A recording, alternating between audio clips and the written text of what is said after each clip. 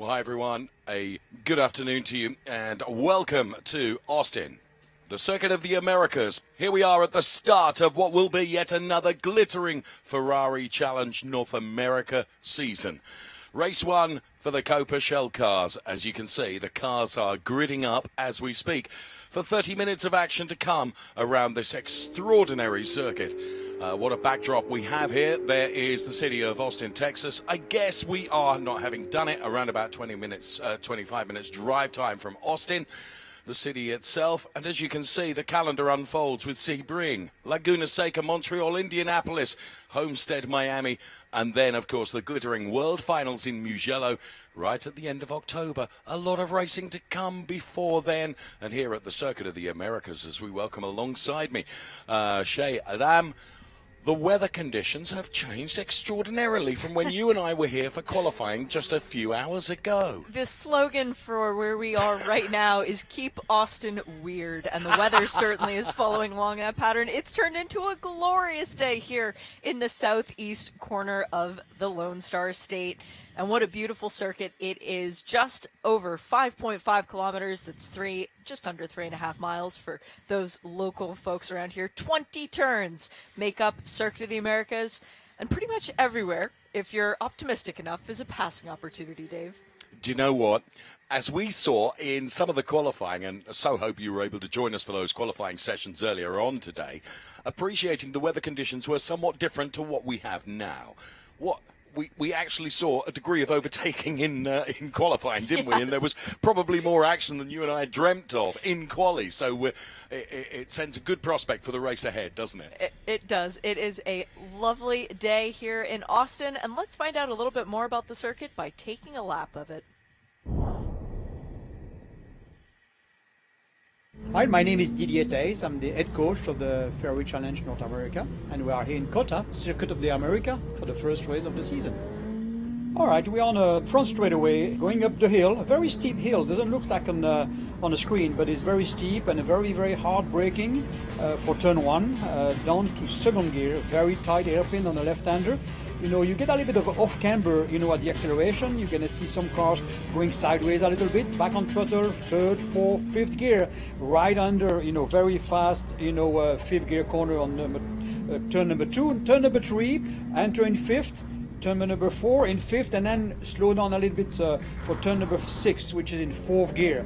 A right-hander who's getting actually tighter at the exit for turn seven, down to third gear. Very beautiful area of the track. You go a little bit on the curb, you go up the hill, in corner number 8.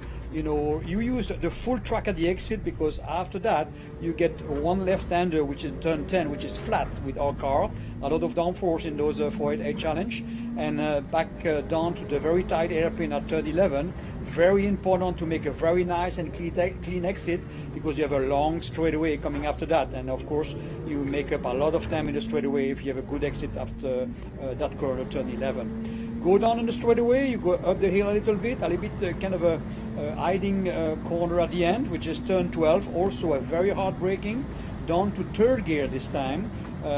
This corner is, very important, if you have good balance, you end up in a very tight area of the track, turn 13, 14, 15, all those turns are done in third gear. Early on the throttle, go up to fourth gear for turn 16, and then to third gear again for the tight corner on the left-hander. You end up in a very technical part, of the track, as a triple right-hander, turn 17, 18. Of course, you're in fifth gear in those corners. You can see here, following those cars together, the line is quite wide at the exit, and is there braking here for turn 19. That turn 19 always faster than you think. Every time you show up there, you think you have to brake hard, but actually the exit is quite open, and you keep the momentum for the exit. And of course, the last turn of the track, turn 20, will also generate a front straightaway where you need to have a good acceleration to get good top speed on the front of the pit lane.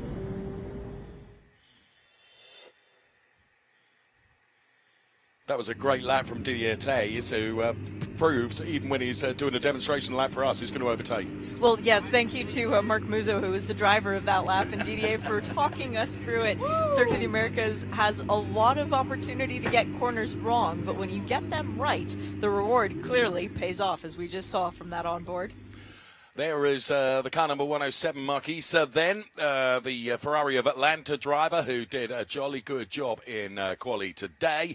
And that's a resplendent sight, isn't it, as the cars are all lined up behind the Hublot safety car here at the Circuit of the Americas, ready to do battle in this first race of the 2019 season. It's a great sight indeed. And the car's about to be unleashed for this 30-minute race. The Coppa Shell drivers then eager to get to the very, very top there. And it is, as Didier explained, quite a climb up there, some 133 feet into turn number 1. And you made the point during qualifying, if I may, that it's very wide going in, and it offers you 7, 8, 9. In fact, I think you said some millions of lines that you can take through turn 1. I don't think anyone ever has actually taken the same exact line twice through turn 1 here at Circuit of the Americas. And it was interesting in the drivers' meeting because the race director, Todd Snyder, was asked what his principle is about the thin white line just off to the right of your screen as you're coming into turn 1. Mm-hmm. That's the pit exit. He said, what if we cross that? Is that going to be a penalty? Yes. And Todd said, no, cross it if you want, but good luck getting your car stopped and making it through turn 1. Yeah, he made a very good point, didn't he? I have to say, I've been to a number of drivers' briefings in my time, and the one that Todd hosted maybe an hour or so ago was thoroughly entertaining, and I can see why he's respected by the drivers, because he has their command, doesn't he? And he is a driver himself, so he very much earns it. So the cars are being released then on their formation lap for this, the first 30-minute race in the Ferrari Challenge North America 2019 Coppa Shell Series, and we've got one car that's not getting away. Now, the rules state, providing the car is able to go, it can catch up and go to its rightful place. If it isn't, then regrettably it will be a... No, he is managing to get away, thankfully. Great advantage with the rolling lap here at the Circuit of the Americas is it's a very, very long lap. So you can see the safety car driver making sure that all the cars allow the time for those that were late getting away.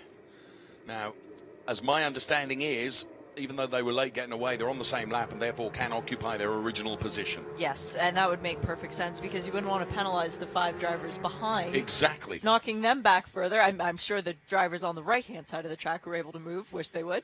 Issa and Palermo then on the front row of the grid, and then it was an excellent lap from the AM driver, Schreidman, who brought it into row 2, as you can see, and Baker is alongside. Then it's Ceneretti and Grilli occupying the first 3 rows, which is a great mix of Shell drivers and AM drivers as well. The AM drivers did really well in quali, didn't they? Yes, and there's nothing different between the cars. It's all about the caliber of the driver and the experience level that makes the difference. So we have Coppa Shell and Coppa Shell AM. You can tell the cars apart because of the banner colors. For yellow, it's Coppa Shell, and for black, it's the AM. And then we can see Clark and Perzan and Milstein and Campbell and Lenchi and Lully as well, occupying the next 3 rows of the grid, before we see Katicius and Davis and Marston and Arayo, Heggie and Giovannis then occupying rows 7 through to 9, and then 10, 11, 12, Osquai, Larson, Davis, Corley, Watt and Palermo through to P24 on the grid. With Sposata, Bildman, Penovic, and then Habibi, Horstman, and Langberg. And you can see just what a big grid of cars that we have here for this first race of 2019. All the information, as always, at the portal, races.ferrari.com. The cars all behind the Hublot safety car then on this formation lap, and they will all grid up in due course, and the Hublot safety car will disappear into the pit lane, and then it will be down to the drivers. The lights are already out, as it is the pace car right now. It will be the safety car should we need to see it anytime further in the race, but the cars have been told you will go Noah's Ark style 2x2 when you come through turn 15, which is the base of the tower turn, if you can think about the map that way. It's the triple apex right-hander, as DDA explained to us on the formation lap that he did, or at least that he voiced. So Expecting to see a lot of interesting lines being taken into turn 1 when we get to the green flag in about 2 minutes' time. Now, forgive me, Shay, from being the prophet of doom. We have a huge grid of cars who are all anxious to go racing once again after a closed season where they've not been doing any race action. Notwithstanding the fact you've got that huge 133-foot climb into turn 1, it's going to become very busy indeed, isn't it? I'm an optimist. I'm going to say they all make it through because it's race 1 today and they have race 2 tomorrow. Now, for tomorrow's race, that could be a different tale, and it certainly was last year. We had everybody on their best behavior in race 1, and then race 2, things sort of got a bit wild, but I'm expecting the drivers to all be fairly respectful at this point in time, and I'm going to keep that little rain cloud over you instead of over my head. Oh, thanks so much. Thank you. You're welcome. Right, there you can see the cars are gridding up 2 by 2. Noah's Ark formation, I love that. Yes. It's something I'm going to take away from America this weekend to add to my European tone of language, which is not revered. So the cars then are about to complete this formation lap. There were strict instructions with regards to how the start should be handled because the start and the finish lines are in 2 separate places. It's not the same line. Patience now. It's the responsibility, and you can see now everyone is champing at the bit, ready to get going. The 2019 season is about to get underway. When we see the green flag, let's go. That big climb up into turn number 1, and a brilliant start from our pole sitter, but has he taken the wrong line going into turn number 1? Because there is a move for the lead already, and I think he's been deposed probably to P3. What an opening lap, and somebody did decide to take the line across the pit entry and basically had to come to a stop as the entire field goes streaming past. I'm afraid I can't identify which car that was right now, but what a lead already has started to escape. That is a checkout, a bid for freedom for Danny Baker, who qualifying didn't go his way. No, but he did a brilliant job in terms of that start, and he anticipated perfectly where it was going to go horribly wrong, and he took advantage. Danny Baker showing quite a bit more experience and reserve than a lot of other drivers had on the field. He's from San Francisco. Originally, that's where he calls home. So we're not exactly close to his home track, which we will be coming to later in the season. That would be WeatherTech Raceway in COTA. But for Danny Baker, it's clear sailing ahead, and he'll be happy that that is the view in front of him. Big loser, of course, Mark Easter right at the start there, and reinforcing what Shay was saying about the number of lines available going into turn number 1. Baker had got exactly the right one lined up, and he was going for it. What we should also do is make mention of the fact that some great starts from some of the AM drivers as well, who had really mixed it in qualifying, and we found the grid a real complexion of both Shell drivers and AM drivers equally, and what a great job they are doing. So the early stages of this race, and Baker, and already we have a situation there which involves the 163 car of Schriedman. That was our Coppa Shell and pole sitter. Indeed, and also involved in that is Ted Giovannis, I think. Oh no. So there you can see now there is fluid all over the track. Now he's going to be able to get the car to safety, but there is debris still on there, and there is fluid across that part of the track as well. Of course, race control will take a look at that. Yeah, and Dave, I don't like the amount of smoke that was emitted from the front of Schriedman's car as soon as he was able to engage it back in gear and clear it off of the racetrack. That is some serious damage for Coppa Shell and pole sitter. And Jay, who did such a wonderful job in qualifying, that's not the way he would have wished to start this event. So we put the first lap in the book, then done, dusted, and regrettably it hasn't been without a casualty. But the man that's doing it all very good indeed, and very well indeed, is Danny Baker for Ferrari of Palm Beach. Doing a great job in that 1-2-1 car, as you can see, and he's beginning to stretch his legs now, Shay, and just open up that comfort zone over the P2 driver. And Danny Baker is fortunate. He's got a very good voice in his head, and I'm not just talking about his internal monologue. He has Stefan Wilson as his driver coach. That is somebody who is always good to have on your side, and as well as Conquest Racing, the team running his car this weekend. Well, that's Eric Batchelor. He knows quite a bit about winning here in the U.S. Well, we just picked up on Rodolfo Lenzi then, who was doing a great job earlier on in qualifying as well in the number 130 car. As we often in these Ferrari Challenge races, like most motor races, some of the bigger battles are going on, not necessarily at the front of the pack, and it's great that we're cutting our way through the swathe of pack of all these cars then to see what's going on elsewhere. And there you can see an overtake there as someone dived up the inside and as they began to climb up the hill. So what have we got? 3.5 minutes of the first race done and dusted. Baker leading by an incredible margin already. Yeah, and for Danny Baker, this is exactly what he would have planned going into the race. You make the right move, starting out in the third position, make the right move around the outside going into turn one, as everybody else is worrying about defending up the inside. You just maybe let off the brake a little bit earlier and roll the momentum around the outside.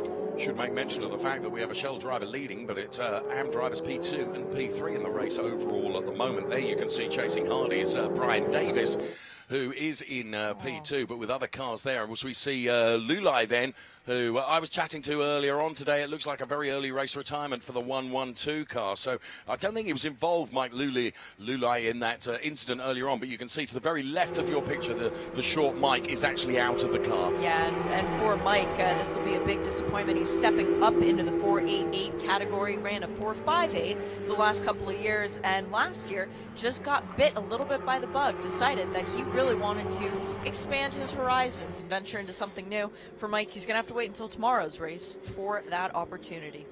Yeah, you're absolutely right. So a challenge is going on here then, as coming back and diving up the inside then is the 107 car of Mark Issa then. And Mark Issa had a torrid time of it, but now having a torrid time of it is the Jeff Palermo car. Jeff Palermo has been turned around, look, and he's going to have to come back. Now, Jeff had done a brilliant job. Mark has come back at it, and in fairness, he was on the inside. Yeah, he didn't have anywhere else to go. And that's going to be a situation that race control looks at and maybe just tells both drivers to have a friendly conversation at the end of the day. As we get another viewpoint of it, well, no, it was a dive down the inside by Cloud Cineretti. Cineretti, wasn't it? Yes, a very overly optimistic move with Jeff Palermo being the victim there. As we see the crash damage on Luli's car, there's a bit of fluid under the bottom. Mike, can you see better than us what's going on with the number 112? Oh, yeah, I can see better, Shay, and actually I just caught up with Mike and talked to him briefly. He's rather upset with the situation, obviously disappointed, wanted to go to the distance here in race one, but we'll have to wait until tomorrow. His issue was with the brake system, just wasn't operating properly. They'll get that diagnosed and be ready for race two. Thanks very much, Mike, as always, down there doing a great job for us. Mike Massaro, who's going to bring us up to speed on everything that goes on in the pit lane, which is critical for us. So Mark Issa then, who now does not have Jeff Palermo for company, because Jeff Palermo you saw being turned around there really rather unceremoniously into turn number one. And whilst all of that is going on, of course, it's just playing into the hands and rubbing his hands with invisible soap, metaphorically, is Baker, as he's just escaping up the road, isn't he? Yes, Danny has checked out 3.5 seconds over the rest of the field, but thankfully the rest of the field is pretty well close up together as the battle for second continues to wage on, and there are 3 cars within 0.2 of a second, and Jeff Palermo, having managed to get pointed in the right direction, now has his Jaws theme music cued and he is going to hunting. I think he's down in P8, so he's got a lot of work to do, hasn't he? To be fair, to have 360'd that car and got it back out on the track and only having lost 6 or 7 places has been extraordinary. But look at him dive up the inside there.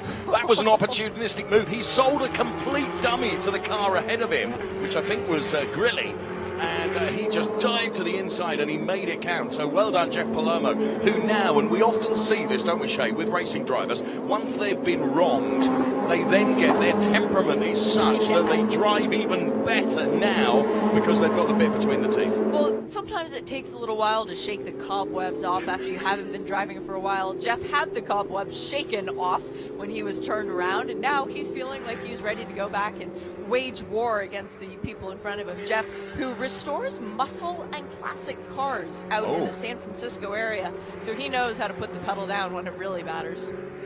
Well, we're looking at the 190 car running in P13 in the race overall. That's Arayo from Ferrari of Fort Lauderdale.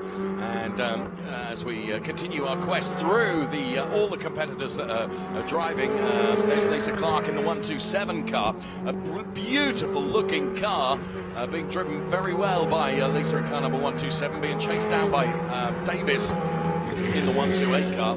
But Ferrari of Beverly Hills, of course, Clark running in P4 in her particular class at the moment, which is the Shell Am class. And Lisa, who had a spectacular qualifying session when the track conditions weren't to the liking of everybody else out there. It's her third year in this series, and she's looking to go for a championship. Yes, I completely concur. I think that is the case. So, Ferrari Challenge North America, we're here at the Circuit of the Americas for race 1 of the Coppa Shell season. And there we get Lisa Clark full screen once again. You can see Shay made the point earlier on that the livery is fantastic, especially with the addition of those pink mirrors. Oh, how I wish I had those on my Fiat Panda. Yes.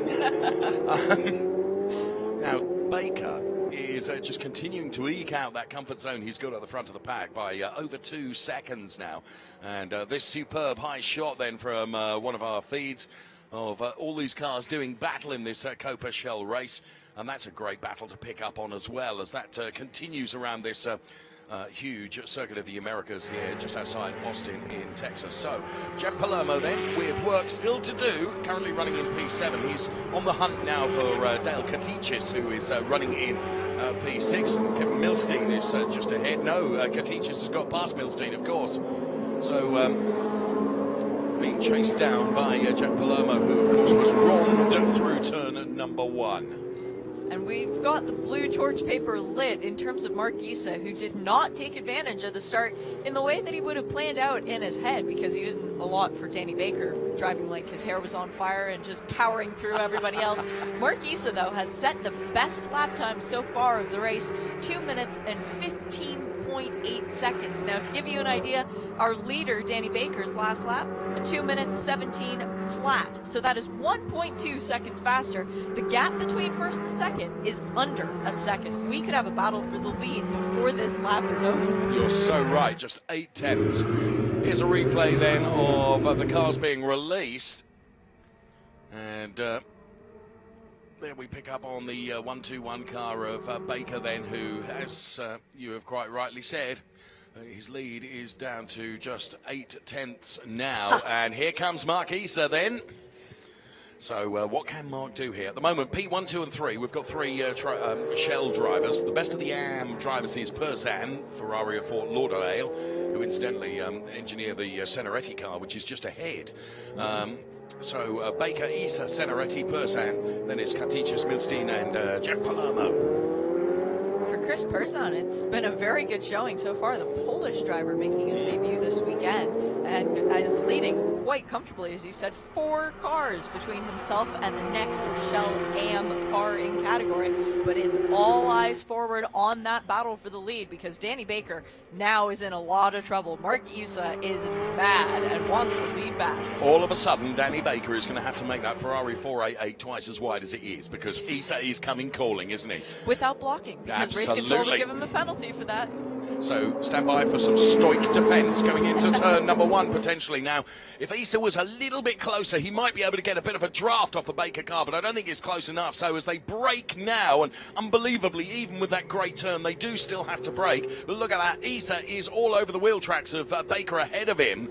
Perhaps Baker's exit from turn number 1 into this sweeping section of turns 2, 3, 4 and 5 was marginally better, but the gap is down to just under 7 tenths between the two of them. So Issa is taking it out of our race leader. Yes, he is, and he will be doing everything he can to try and rattle Danny Baker. He'll be flashing the headlights, he'll be showing the nose everywhere, because Mark Issa is a criminal defense lawyer. He's used to be the one defending. He knows how to get people on edge.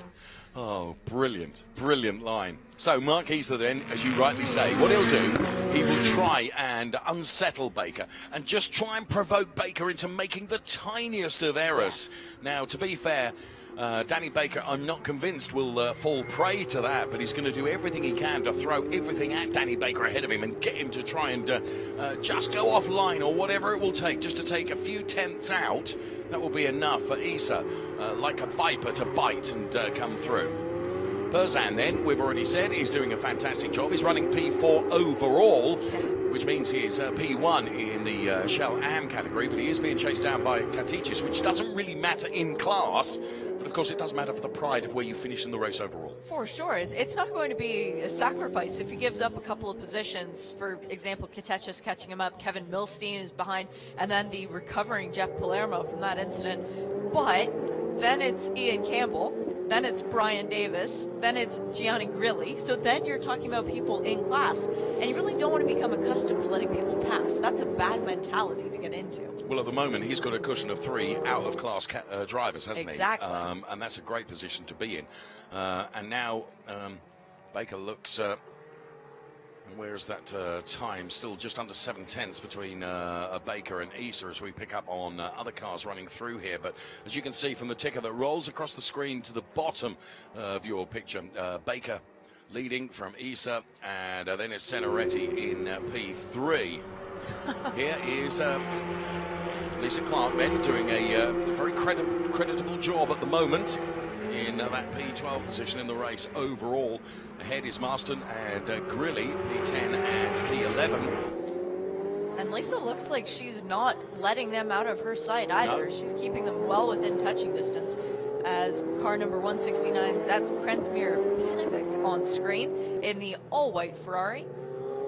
He is a research scientist by trade, believe it or not. Yeah, I believe it, because everything you tell me is right. Ferrari of Long Island is where the car is coming from for the 169 car. And we do hope to see him back in more rounds than just this one, because last year he ran only 2 weekends, although he picked 2 very good weekends to be a part of, here at Circuit of the Americas and then at WeatherTech Raceway in Laguna Seca. But Krensmir, who's still sort of whetting his appetite for racing, and what better way to do it than behind the wheel of 488 Ferrari? Oh, there's no better way. Baker has responded to the aggression of Issa by increasing the margin and clawing a little bit back. He's now got 1.1 over Danny Baker, who is leading the race as we watch these cars as they head up into that turn number 1, all the way up the hill then, and then we'll choose their multitude of options with regard to entry and exit of turn number 1. The problem with turn number 1 is when you find a good line through it, then you have to replicate it, and you have to remember exactly what you did to go through. And it's very difficult to do that through turn 1 because there's no really great marker to help remind you. No. Incidentally, whilst I keep my eyes on the lead battle whilst we're watching other battles that are going on throughout, Issa is responding to Baker and has just set another very, very quick lap indeed. So, Perzan, the leader of the Shell AM class at the moment, and Mike Mazzaro has more for us. And Dave, you would think that Perzan's a rather natural at this kind of thing. First time racing, actually came here a couple of weeks ago to test, and talk about a learning curve and tracing it quickly. I just talked to his crew chief, and he said from the first lap to his final lap in practice yesterday afternoon, he picked up, get this, 25 seconds. So certainly a quick learner. A quick learner, you're absolutely right. Thank you for that, Mike. That's extraordinary. That's extraordinary. Goodness. Well, there you go. If you can improve to that standard in such a short space of time, it's going to be a very interesting season for Perzan. Yes, nowhere to go but up, and clearly he's going up very, very quickly. Not just into the rise into turn 1 either, in terms of going up. There's a car that's just dropped down quite a few positions. It's number 151, Cloud Senoretti, has gone down the timing chart. He was in 3rd previously at Ferrari Fort Lauderdale. Now he's showing up as in 9th position. Must have had a spin out there. I don't know whether something's happened to Rodolfo Lenci as well, because he's dropped down to P15. Okay, we're with the Neil Langberg, the Ian Campbell car at the moment. So Ian Campbell then, Ferrari of New England, who of course is running P3 in the Coppa Shell AM class at the moment in the number 155 car. What's fascinating for me at the start of this season is the creativity that has gone into the liveries of these cars right at the start of the season. Absolutely beautiful looking cars. There you can see the Senoretti car in 151. beginning now to chase down Campbell in 155. And that Campbell car, when you look at it up close, it's almost like fireworks going off on the side of it. Just red and black, a very subtle livery. But when you get in and you can really see all the details, it's quite beautiful. And Ian Campbell being coached this weekend by Sean Rahal, a short track racer here in the U.S. who's had quite a bit of success driving sports cars himself. And he went about 6 months not driving a race car, went out in Ian's car to do a shakedown lap 2 days ago, looked down at the time after lap number 2 and said, yeah, this is a good car. So he gave it back to his client with a lot of confidence and said, Ian, you can do well this weekend. Clearly, Ian is doing just that. This battle for P4 in Shallam then between Greeley Marston and Lisa Clark. Lisa Clark now, you see, being very, very sensible and allowing those to fight ahead and do the work for her so that she can take advantage if they should go awry ahead of us. Have to say, fair play to each and every one of the drivers, with the exception of one little moment of contact that we saw earlier on in the race. We've had no warnings across our timing screen. No one has exceeded the track limits. Everyone behaving themselves really, really well. Curse the commentator. Way to go, Dave. You've just thrown a cat amongst the pigeons. Absolutely not. I was touching wood as I said it. Well, you were, in fairness, the desk. We do have some very impressive sector times, though. Jeff Palermo is starting to put together faster and faster laps. It is now Brian Davis in car number 128, Ferrari of Palm Beach. Another one of those Conquest Racing prepared Ferraris who has set the fastest time in Shell Am the last time around. So Brandon Davis is clearly on a bit of a charge as the battle for the lead continues to ebb and flow. And Danny Baker with a big sideways moment coming onto the backstretch that'll scrub off just a little bit of speed. Do you know what? I think Danny's being very, very clever here. Watching his racecraft, he's allowing Issa to get a little bit closer and to really, really push and push and push, because he's scrubbing more out of his rubber. And Baker is saying, yeah, I can be smooth, I can be cool, and what I'm going to do, I'm just going to increase and decrease the margin between us, allow you to be as aggressive as possible.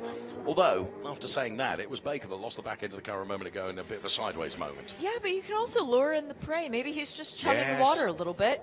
It is possible. And Danny Baker, certainly with one of the brightest minds in the paddock, talking to him over the radio, and that would be Steph Wilson in terms of driver coach. Steph is very aware and a very good teacher, too. So Danny Baker would be listening to the advice of the tall Englishman. And you have to say, it would appear that he would be reacting to it as well, because you can have the best teacher in the world, but if you're not prepared to listen, then it ain't much good. Yes, it's true. So the 107 car of Mark Issa then, who is throwing absolutely everything at trying to get on terms with Danny Baker. Last time around was some 1.6 seconds down on Danny Baker as they are about to cross the timing line once again, and that margin I would have thought will have increased. Indeed it has, 2.5 now. Still just under 10 minutes remaining in this first race of the championship. We're 9 minutes and 15 seconds to go, which means if you're going to make a brave lunge and try to get around people, you need to do it quickly because time is running out. Just missing out there. Jeff Palermo's going to get taken here, isn't he, around that final turn. Absolutely sure that that was set up perfectly, although I would have said that Palermo is probably suffering from big tyre deg because he pushed so very, very hard after that spin earlier on. But on that occasion, he was relatively easy prey, wasn't he, to the 128 car of Davis. Yeah, and also remember Palermo with that spin in turn 1 very early on might have a flat spot. He could have locked up the tires, but it looked like he did everything right then and there. We'll find out from him after the race, though, when he'll be telling war stories over a glass of wine, I would think, tonight. What I find extraordinary was when that car went around, we saw fluid on the track, didn't we? No, that was the car from Jay Shriepman. I beg your pardon. You're absolutely right. That is someone gone around. Yes. And that is the 183 car of Perzan. And we were just extolling the virtues of Perzan. That's our Coppa leader. Absolutely gone around. Now, Perzan, how much did he add? He had something like 4 seconds over Davis. And Davis went through because we were watching that car in the battle with Jeff Palermo. So that's a lead change. Well, there we are. That's how quickly things can happen in the Ferrari Challenge. So, Perzan then gets the car back, pointing in the right direction again. Now, we heard it before we saw it. Yes. And there, his reactions were good, though. What he didn't throw the car around in a 360 before others had passed. Yes. You know, that would have been a foolish move. But what he did do, he was straight on it as soon as he could. And Brian Davis getting very loose at the exit of turn 11 as he went a little bit wide over the track limits. Now he needs to play it cool here. There is no need to fight the car behind. That is Jeff Palermo. That is a different class of car. Yes. He's leading the Coppa Shell Am race. He needs to make sure that he doesn't give Ian Campbell an opportunity to climb back in. Well, you're absolutely right. So there is the 113 car of Jeff Palermo then. Got taken just a few moments ago by Davis. Let's go back down to the pit lane and Mike Mazzaro. And Dave, what people don't realize is how gutsy an effort this is by Jeff Palermo right now. In between practices on Friday, I was able to walk up to him only because he was sitting in a chair, slumped over, looked pale. I asked him about the race car. He didn't really want to talk about it. He wanted to just say, I wanted to take a nap. He was very sick, flew in late on Thursday night because he's suffering with the flu. Add all that together with what he's dealing with in the race car right now, and you really just have to give him a tip of the cap because you got to know he's digging deep trying to get to the finish. Indeed, we doff our cap to him. Thank you very much, Mike. And no one knows just how much us men suffer when we've got the flu. I mean, it is really bad. So fair play to Jeff Palermo then, feeling less than 100%. He's doing a great job out there, isn't he? He really is. And his wife, Deborah, also in this race. She is driving in car number 124. She didn't drive her car until this morning. That was her first opportunity to get behind the wheel of the 488. So for Jeff and Deborah, both a rough weekend, both looking for a reason to celebrate a little bit later on. So the 113 car of Jeff Palermo then, and we have, where has 25 minutes gone? Gosh, I have no clue. We are down into the final 6 minutes of this race. The race that's being led now convincingly by Baker, who has a margin of some 4.7 seconds over Issa, who is running in P2 at the moment. So we have the top four places are Shell drivers, Baker, Issa, Katichis and Milstein. Then the best of the AMs is Davis, who is P5 in the race overall, followed by Jeff Palermo, who's P5 in Shell, and then it's Campbell and Perzan, who P2 and P3. So Perzan, who of course was leading Shell Am, thankfully he's still in a podium place, isn't he, at the moment? And that's what he needs to stay calm and remember that it's all about points. It's all about the championship. And coming away with third place points is a heck of a lot better than coming away with last. So you do still get to stand on the trophy for third. You do still get to stand on the podium and receive a trophy. Condensing my thought into few words. But he can be happy at the very least. He led the race, and coming into a first race weekend, he found 25 seconds, for goodness sakes. That's impressive in itself. So an overtake there as diving up the inside of the number 100 car was Sposato, I think. It was Bradley Horseman. Beg your pardon. Bradley Horseman driving the number 105 car. It's Foreign Cars Italia as the team, but it's also in conjunction with Riley Technologies. Bill Riley helping to set up, develop, and enhance this car. Except this isn't the car that they started the weekend with. There was a crash yesterday in practice for Bradley where he went around, did a bit of damage to the car, but the team decided to go to the backup car just for safety. And Bradley clearly making use of the fact that he's feeling comfortable around this track, and he looks fast. Absolutely right. So Baker then continuing to lead and really extending his lead. We're looking at the 143 car, the car of Katichis then, who is running in that P3 place. The battle for third position between himself and Milstein then, who is P4 in the 138 car. We've just got 3.5 minutes of this race remaining. Now, I mentioned in passing just a moment ago how Baker is now sealing this because he's increased his lead now to some 6.5 seconds. So the standings in Shell Am, Davis, Campbell, Perzan, the 1, 2, 3, with Marston, Lisa Clark and Grilly then bringing up Ps 4, 5 and 6. Those are the positions at the moment in the Shell Am class. In the Shell class, it is Baker, Issa, Katichis, Milstein, then it's Palermo and Senaretti occupying the top 6 places in that Shell class. Rudolfo Lenzi, as you can see there, is P7 in the Shell Am, sorry. And while it does look like it's game, set, match for the lead of the race at the very least, in terms of this battle for the final step of the Coppa Shell podium, Dale Katechis and Kevin Milstein, two great stories for Dale. He owns a brewery which made Dale's Pale Ale because he always wanted a beer to be named after himself. And here in NASCAR country, here as we are in Texas, they actually sponsored Dale Jr.'s team for a race just so that it could be Dale and Dale's Pale Ale. As for Kevin Milstein, he was second in the Coppa Shell AM class last year. He's looking to make a move down the inside of Katechis, and he gets it done, but will the over-under hold? It's going to be a run to the line, and I think it's going to be Katechis who comes away with the win there, and yes, indeed, he does. But for Kevin Milstein, his second year trying to run in this sort of a formula of racing, he only missed this series opening races last year. That was the only reason that he didn't come away with the championship after a strong run, and he's got track experience here. He ran a race last weekend at Circuit of the Americas, so Kevin might just know a couple little tricks up his sleeve to save and use on Dale when it really matters. Wow, that was a fascinating few hundred meters of tarmac for us to watch those cars on, because it was nip and tuck between the two of them, wasn't it? Absolutely brilliant stuff. So down to the final minute and a half of this race then, and the gap between Katechis and Milstein then is minuscule. It is barely the width of a cigarette paper between the two of them, and this isn't over until the checkered flag flies. Of that you can be assured. They're going to keep going back and forth. I think maybe Milstein dropping back a little bit, just going to wait and draft down the very long stretch into turn 11. Out of turn 11, now they come, and now comes the long straight. Let's see how far to the left does Katechis go to block. Not too far. He's keeping his powder dry at least for now, but Milstein, watch for him to make a dive down to the inside when they come into turn 12. So Katechis then, who is, well... a little too far back. Yeah, I think you're right. Smart driving there from Kevin Milstein. Looking for an opportunity. He'll have one more lap to try and get it done. It ain't over yet, is it? By No. any means. And bearing in mind, these drivers are now competing with tyres which have done virtually a full race distance, and therefore not affording the grip that they did right at the start of the race, as they get so much closer once again. There's the big battle that is going on for the final podium place then in the Coppa Shell drivers category.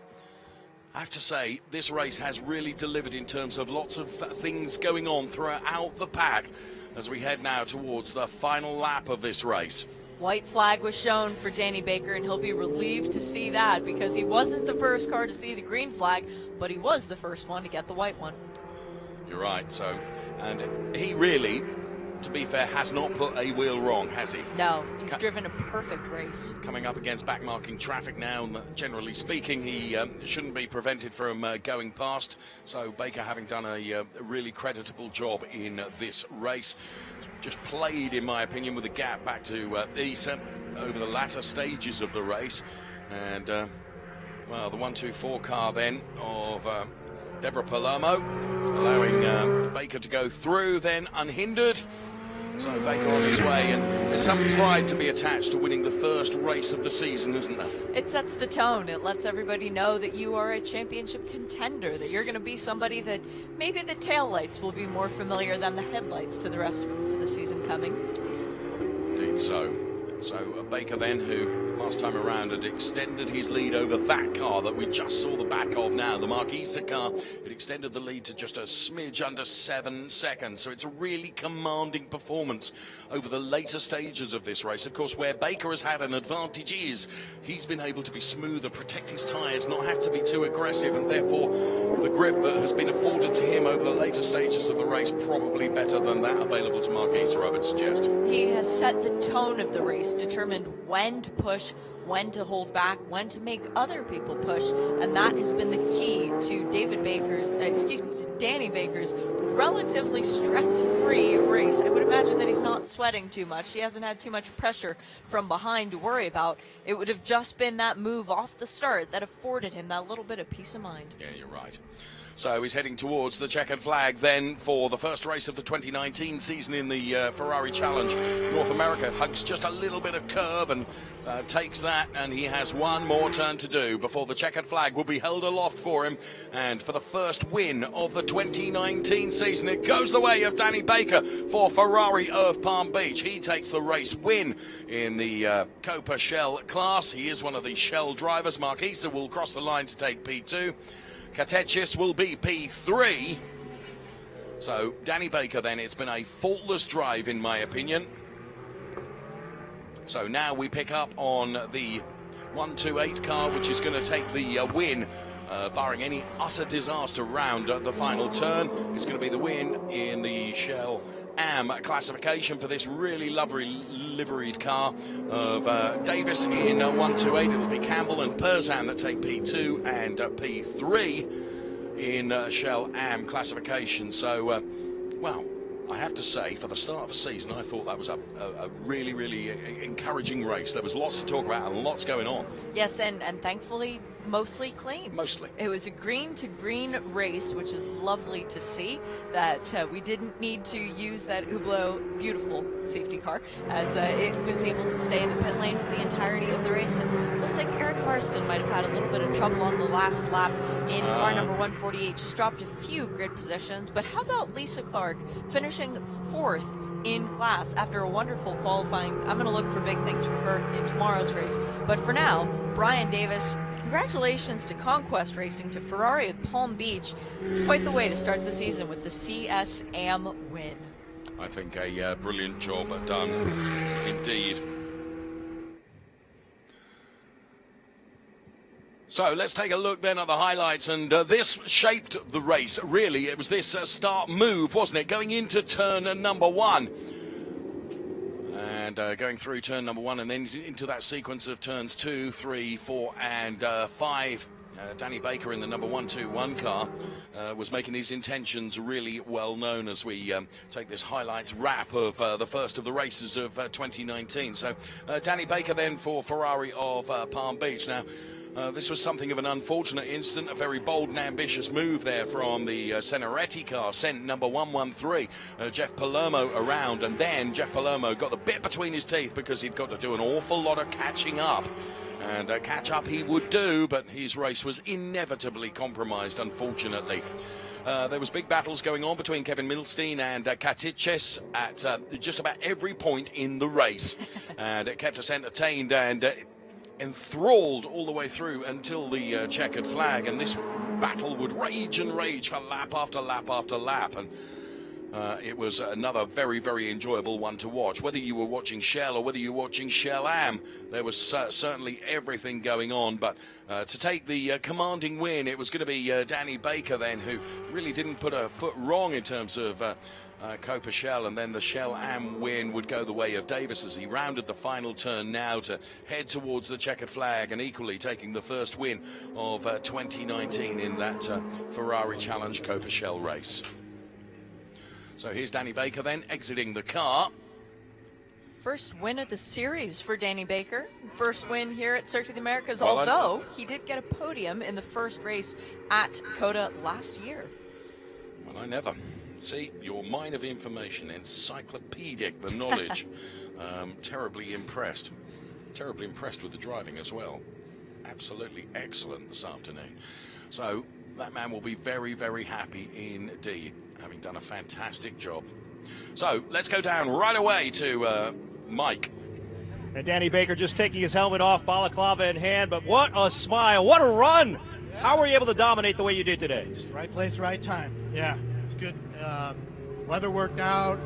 This car felt good. So it's kind of all worked out. Mark Issa was applying quite a bit of pressure. Absolutely. Were you feeling it? Faster, absolutely. Yeah. Did you have to adjust anything to hold him off? I needed to pick it up a little bit, yeah. Yeah, so that was good. Momentum heading into Sunday. You know, what more can I ask for? It's good. First win in the series. It is. What's this like for you? You know, it's been a good 4 years running. This is a great start to the 19th season. So it feels good. Congratulations. Thank you very much. Gotta love the humility there. Just in the right place at the right time. Well, yes, you were, but you also positioned yourself and your car in the right place at the right time. So, Danny, congratulations on your first of what I'm sure will be many wins in the Ferrari Challenge North America, kicking off 2019 in style. Absolutely. Very, very, very good job indeed. As you say, he's very kept it very humble, didn't he, in terms of his success, but very good indeed. Danny Baker is somebody that I had a little bit too much fun in researching. Okay. Because... Pray tell more. Well, You're a Ferrari fan. You're a Formula One fan. I would assume you like historic Formula One cars. Yeah, to a degree. To a degree. To a degree. His dad has quite the collection. Really? And he started racing on older cars. And if you go look up on your favorite video search website, or perhaps just go to racer.com. Others are available. Yeah, others are available. You can find video of him driving a 1963 Lotus 27FJ around WeatherTech Raceway Laguna Seca, as Danny Baker has gotten to drive some beautiful cars in the past, and he has now won in an even more beautiful car, at least for the first round of the weekend, and he'll be looking to do the same tomorrow. More to come from the encyclopedia that is alongside me at various points during this afternoon. Absolutely brilliant. And there we see, in all its glory then, the circuit of the Americas as we go back down to the pit lane. Hard-working Mike Mazzaro for us. And Dave, Brian Davis made it look easy. You barely broke a sweat. What was the day like for you? It was incredible. Fantastic conditions, fantastic competitors, Ferrari. It's amazing. What were the challenges you faced this afternoon? The competition is fantastic. Everybody is so good, and the intensity is so high. The cars are so fast. It's the perfect combination. Based upon what you learned today, what do you expect tomorrow? I hope we do as well. We've got a great team of people. We've got great competitors. It's a great event, so hopefully I can do it tomorrow. Great run. Congratulations. Thank you very much. Cheers, Mike, and well done. Again, very humble in his success there, Davis, and very nice. And as he says, we have to bear in mind these drivers, of course, are here. They're not racing every single weekend. Well, by and large, they want to be here. They want to have a good time. Of course, they want success as well. Very healthy camaraderie between every competitor. Baker taking the win from Issa, then Katiches, Milstein, Palermo, Senaretti, Larson, Watt, and then Arayo, and Penovich then taking the P10 position in the number 169 car. And then it was Corley and Lulu. Unfortunately, Luli, we lost right at the very early on in the race, unfortunately. Yeah, brake issues for Mike, but the good news is they can repair those to get the car back out for tomorrow's race, so he'll have another shot at the win. Here's the classification for the AM drivers. Then Davis taking the win from Campbell and Perzan, a very creditable P3. Lisa Clark, supreme in P4. Then it was Grilly and Marston, Lenzi, Sposato, Horstman, and Osquay. Then rounding out the top 10 in the AM classification. All the details, of course, available to you at any time at all on races.ferrari.com. And we round out the pages with Al Hegyi, Davis, and Debbie Palermo. Then it's Habibi, Bilderman, Langberg, and Giovanni's another one that we lost, unfortunately. But the actual attrition rate during the course of that race, very, very good. Yes, very mild. Everybody keeping in the back of their mind clearly that there's another race to come tomorrow, and you want to have a perfect Ferrari for that one. So you don't get points if your car is sitting in the garage. Clearly, smart drivers prevail. Yeah, absolutely right. So in the Drivers' Championship then, 21 points. So a 3-point lead over Mark Issa for Danny Baker then, who's leading the Drivers' Championship going into race 2 tomorrow. Dale Katich's P3. Then it's Milstein, Palermo, Senaretti, Larson, Watt, Arayo, and Penovich. And still a lot of racing to be done, but Baker will feel good going into race 2, knowing he is the championship leader. And more importantly, everybody else knowing that he is the championship leader. Of course. Here's the AM Drivers' Championship then, with Brian Davis taking the lead on 22 points. Ian Campbell is P2 on 16, and Chris Perzan then P3, with Lisa Clark in a very good position in P4 as well. The rest of the order you can see on screen. So there we have it, the first race done and dusted from Shay and from myself. Thanks so much for watching. Make sure you join us for Trofeo Pirelli.